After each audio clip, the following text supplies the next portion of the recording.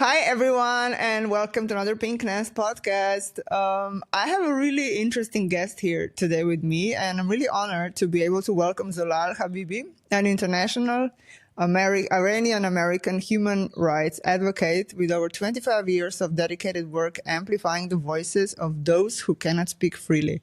I love this, and welcome to my podcast. Welcome. Well, first of all, thank you for having me, and I'd like to greet those who are tuning in to the podcast. It's a pleasure to be with you.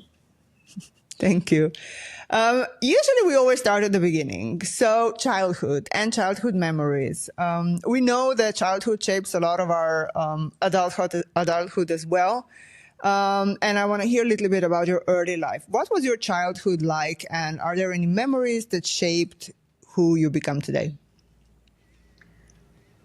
Well, I my parents came to the U.S. before the revolution, so I've actually never been to Iran. But from very early on, I started learning about the human rights situation in Iran. I think I was about like 3 days old the first demonstration that I went to. So I mean, I grew up in that kind of an atmosphere, in that kind of a family.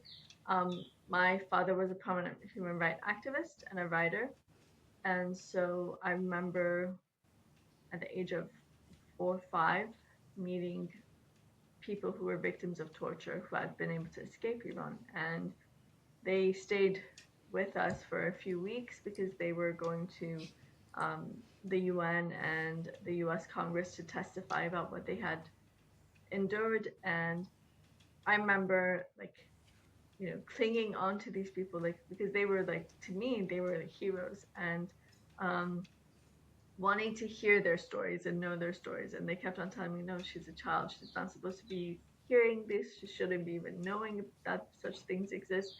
But I was very, you know, persevere in getting that information. So eventually, like, one of them told me his story, but in a version suitable for a child. And the fact that it always stuck to me that he had a daughter who was 1 year older than me, and so I always put myself in that the place of his daughter, and I always thought, how lucky am I to not have to live under those circumstances. And so the situation in Iran was always part and parcel of my life due to the fact that, because of my parents' activities. And what was really important, I think, is the method of upbringing my parents had. Like, for instance, they never told me, like, this is right, this is wrong. They would try to explain everything to me and then ask me, like, what do you think?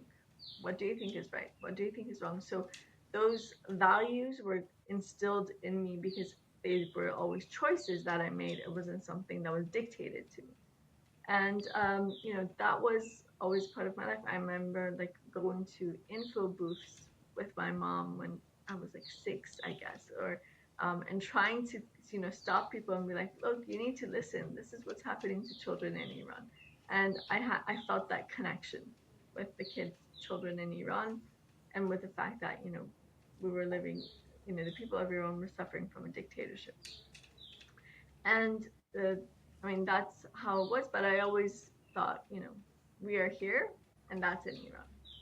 So, um, but when I was 7, my father was killed by the regime, and that changed my, you know, uh, perception of the world, of how we live in. And I learned very early on that the regime doesn't see any borders when it comes to its crimes, be it you know, uh, I knew that children as young as 13 were being executed in Iran. I knew that pregnant women were executed. I knew, like, elderly mothers were executed. But I also realized that the regime doesn't even see any barriers when it comes to eliminating its opponents, even geography. And so that really impacted my life. But that summer, 30,000 political prisoners were executed in Iran. So I knew that we weren't the only ones, and I knew that, like, there's a whole generation of children who've lost their parents. um, and even despite the fact that I had lost my dad, I felt like I was still one of the lucky ones because, first of all, I had had that chance to be with my dad a lot more than maybe a lot of other children, and I knew so many people who had it worse. I knew people who had lost both their parents. I knew people who were taken into prison with their parents, and so as a method of psychological torture, they would be brought in to watch their parents be tortured. Um, and that still, stayed with them, even though to protect themselves, they had blocked it out of their memory, but it was still there. So, like, for instance, they would have nightmares about it or whatnot. So, um, seeing that I always realized that, it could have been worse. Or I'm still very lucky to be able to live in a democratic society and to be able to be surrounded by loved ones and whatnot. So that was those childhood that childhood really shaped who I am today, I guess, in a lot of ways. But I also remember, like my father, since he was a writer, he would be at home more with us than my mom was. So I remember, like, for instance, my dad would be writing, like working on his book, and I would go and sit next to him and be like, what are you writing? And so he would explain it to me, and then I would take a piece of paper and I'll start scribbling, and he'll be like, what are you doing? And I was like, I'm writing a book and this is what it's about. And I would just repeat everything that he had just told me. um, and he had made like a matching desk for me next to his own desk, so I would just sit there and scribble and be like, and I thought, I was doing something really important, and I was an important person, so it was important, like, what um you know thoughts and what suggestions I had and whatnot. So I think that, growing up with in a household that had so much love and so much respect, that really gave me a strong self self of being, sense of being, and realizing that, no matter who you are, you can make an impact. And um, so that really, I think, shaped my outlook on what is what is my purpose in life and why are we here as human beings.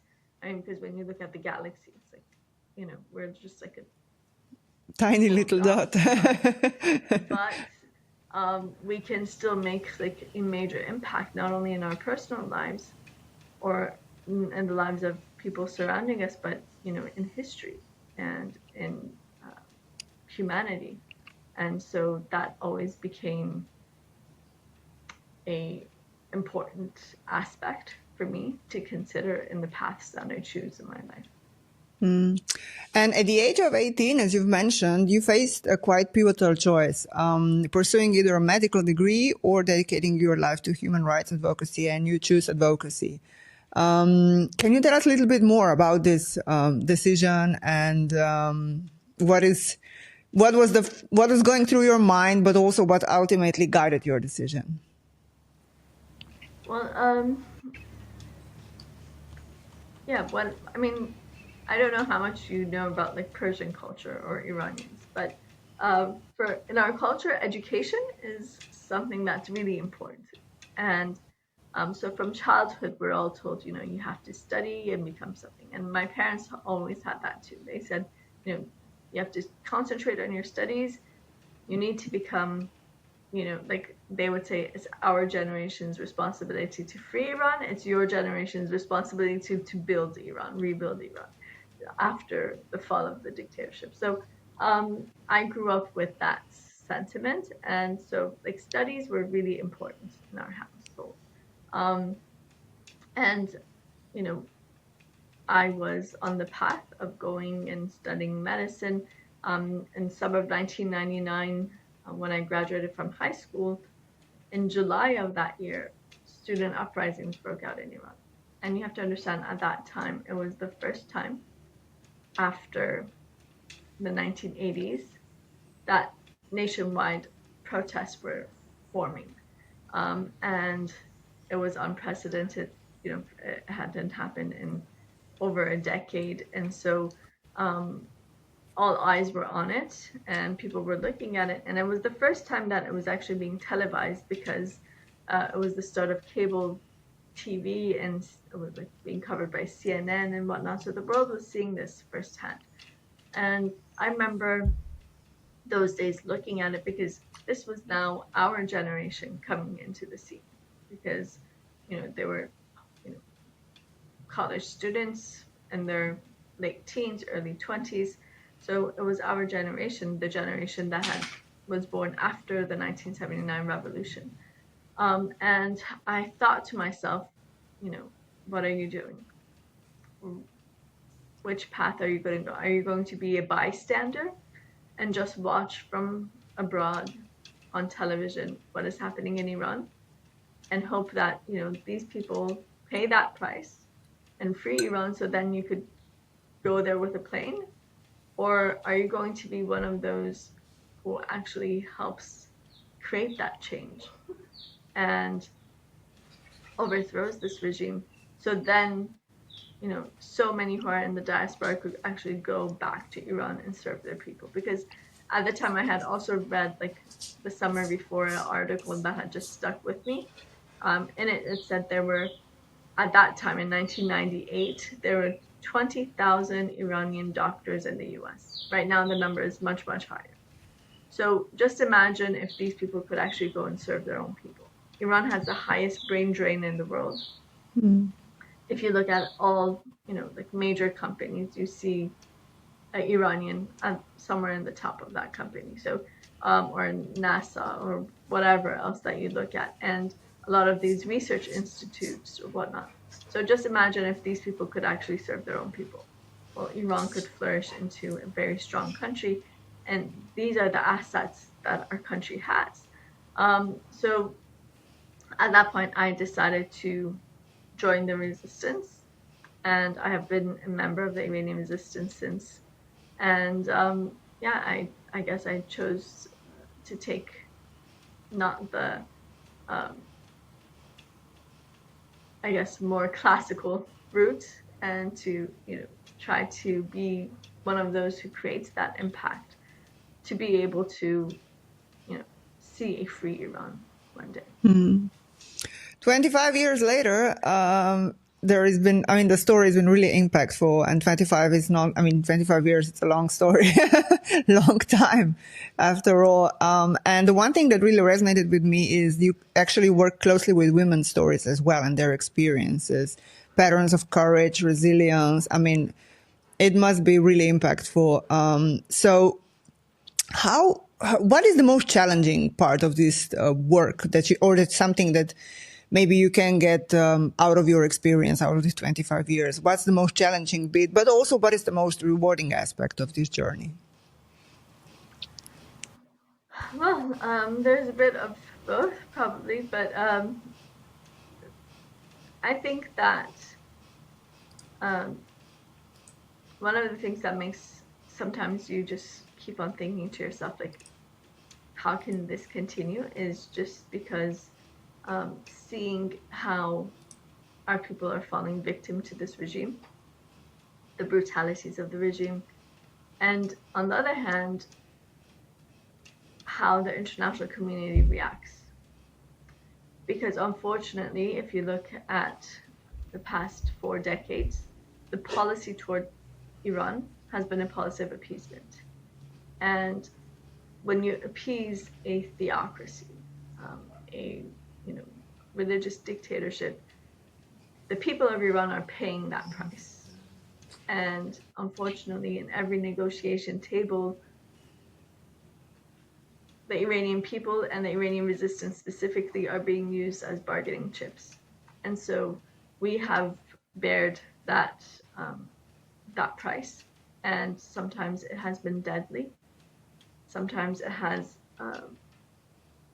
led to, attacks. It has led to very, very difficult circumstances.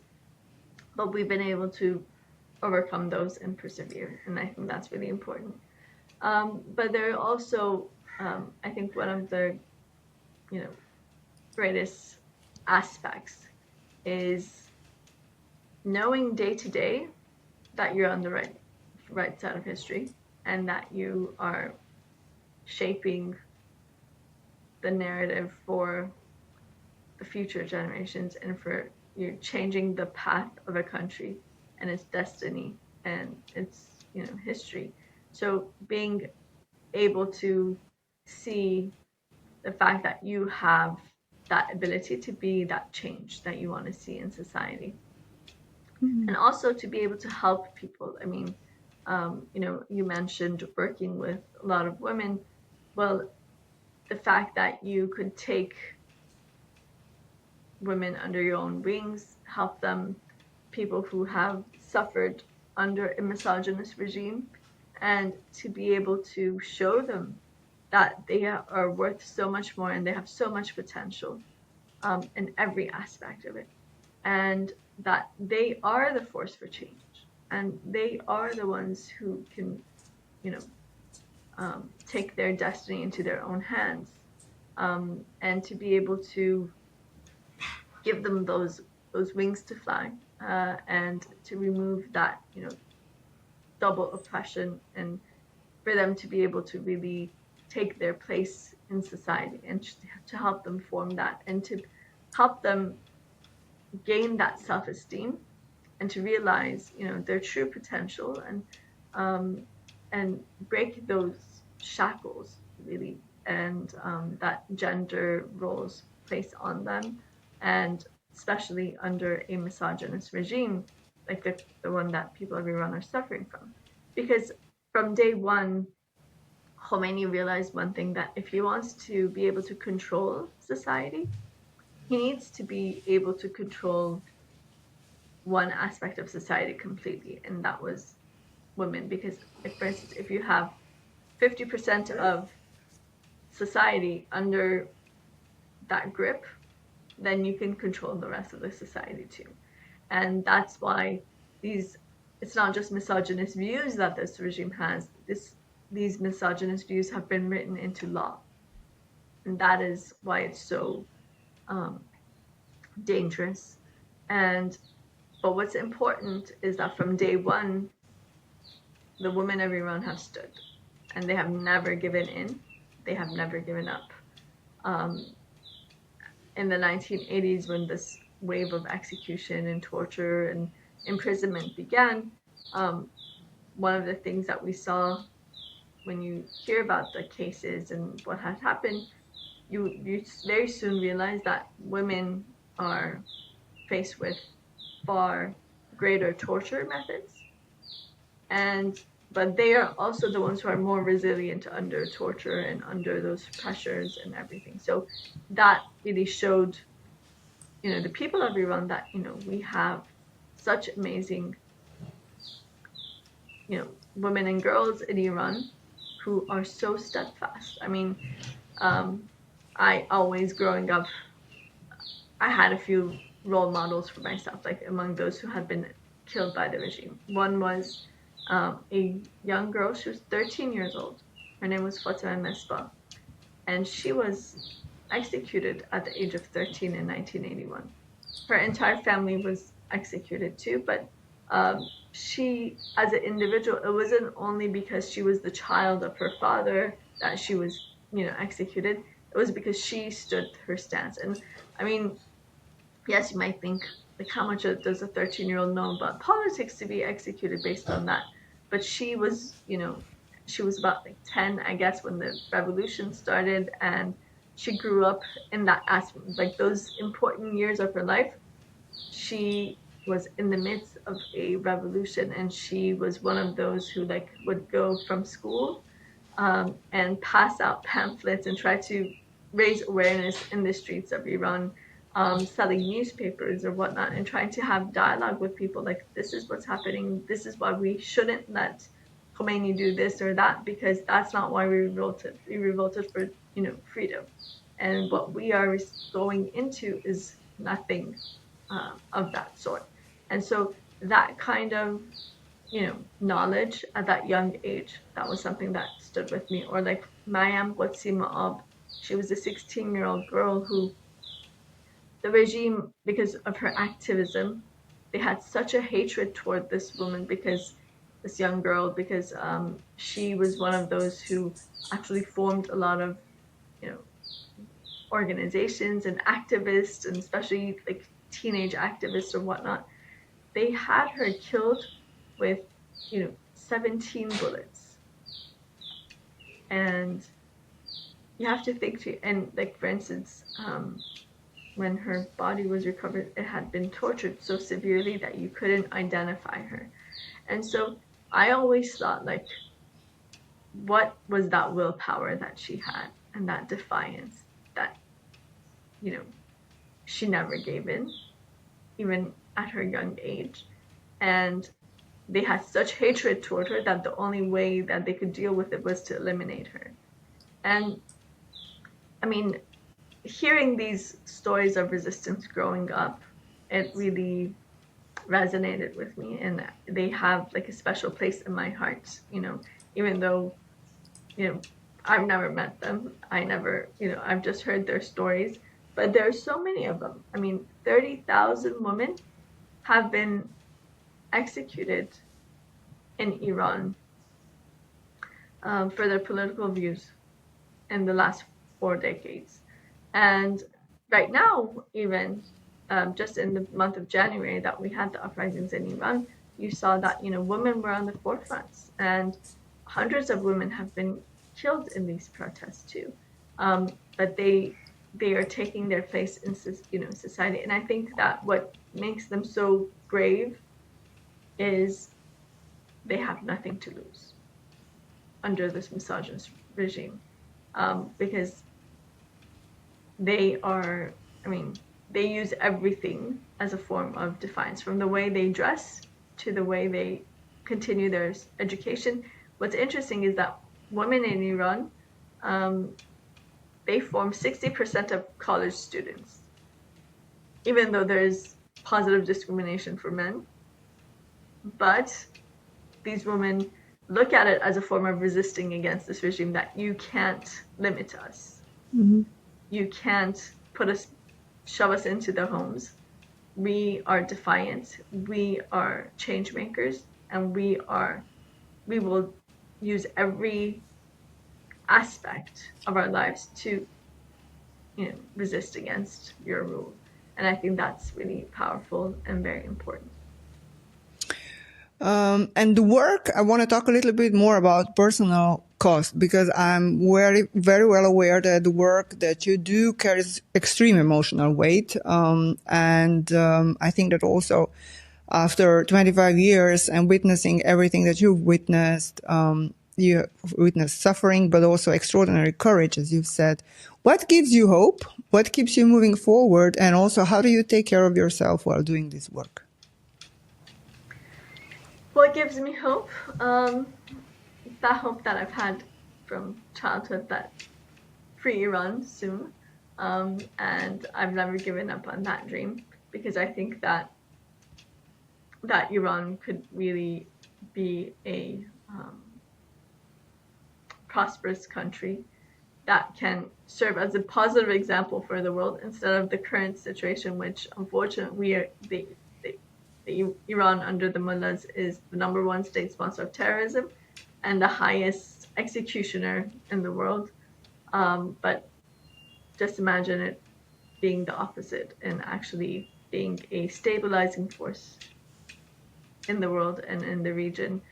So that is like that hope, to be able to give that freedom that people of Iran so deserve to them, and to be able to serve them. That is my, greatest inspiration in one way. And the other is just having the great role models. The president-elect of the Iranian resistance, she's a woman. Her name is Mariam Rajavi. And she has been my inspiration in life. She has not only, been a trailblazer when it comes to women's empowerment, with the example that she set herself, but she has also created like a whole generation, or generations, I should say, of female leaders. because she believes in women's empowerment, and that is the antithesis to this misogynist regime. And so when you look at the Iranian resistance, like for instance the MEK, the entire leadership council are women. And it's not just been like 2 days or like something that's in just, it's not a show. It's been over 3 decades that this movement has been led by women. And you could see it in every aspect of it. I was actually looking at a video yesterday. It was from a demonstration that we had to honor those who were killed in the uprisings last week on February 7th in Berlin. And they were showing like the different shots, and then I realized like in every shot you would see like there's this one woman who is, telling everyone what to do. This is what needs to be done, and this is they are moving this protest forward and taking care of all of the different aspects and everything. And so that's interesting to see it. Like everywhere you go, you could see that, and that's become one of the main characteristics that people know us by the women's empowerment. Like this year is Beijing plus 30, the World Conference, and back then 30 years ago, Hillary Clinton was first lady, and she was one of those who attended, and she said that that quote that became universal, that women's rights are human rights. And at that time that was supposed to be very progressive, 30 years ago. And at that time, I remember hearing it and I was like, of course, women's rights are human rights. Like, that's like a given.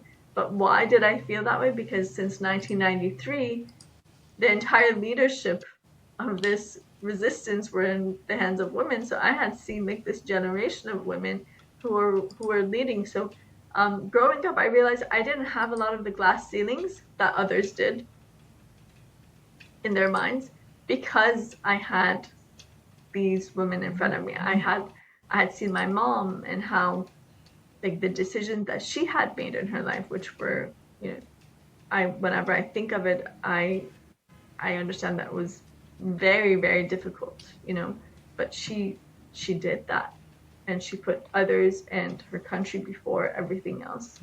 I saw Mrs. Rajavi and how because in the world, if you look, there are a lot of female leaders, but they are a leader in a male world. So they take the same characteristics, or they need to be strong as an individual and do this and do that and whatever to be able to fit in that world, that male dominant world, right?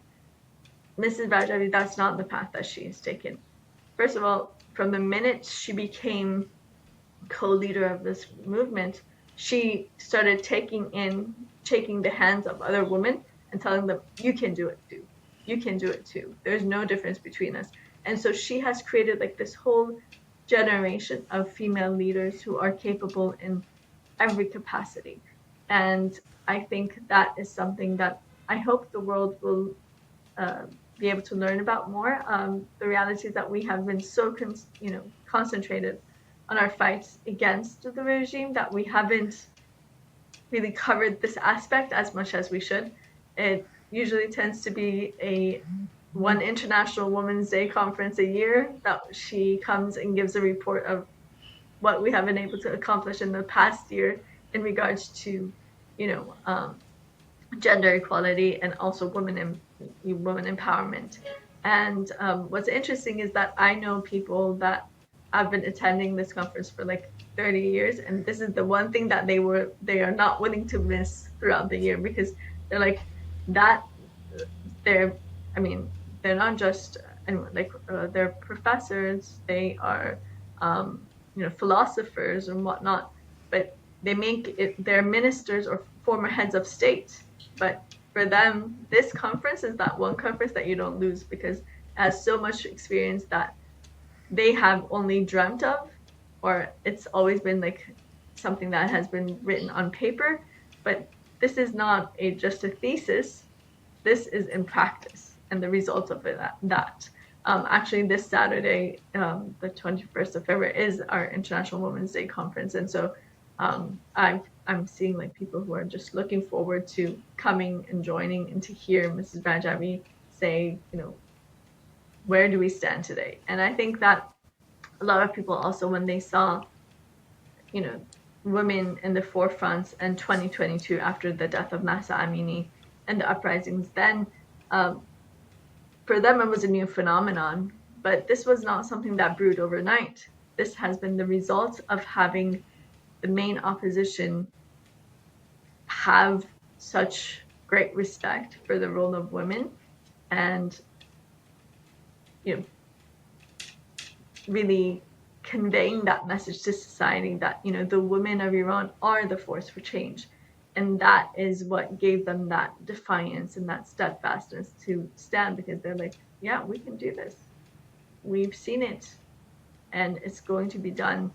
Back in 1996, Mrs. Rajabi had a speech in London, and I remember I was 15 at the time, and I was attending that conference, and she said, to the mullahs that you will be overthrown by the same force that you don't even take into consideration, and that's the women of Iran.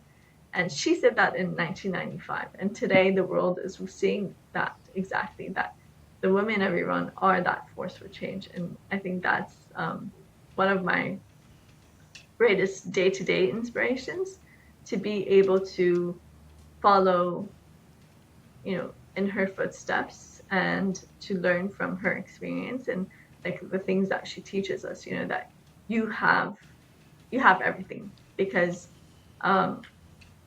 you have the willpower to make choices and then act on those. So she says the only thing that sets us, each person, apart from the other is the choices that they make and the price that they're willing to pay for those choices. So you can change anything or overcome any situation. The only issue is how much of a price are you willing to pay for it. If you do that, you'll be able to persevere.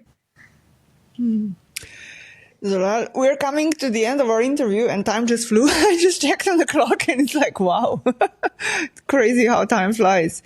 I would really like to say a big thank you for sharing your deeply personal story with us. And of course, I'm really looking forward to this going live, because I think it's going to be an amazing episode. Thank you so much for being my guest. Thank you very much. It was a pleasure to be with you.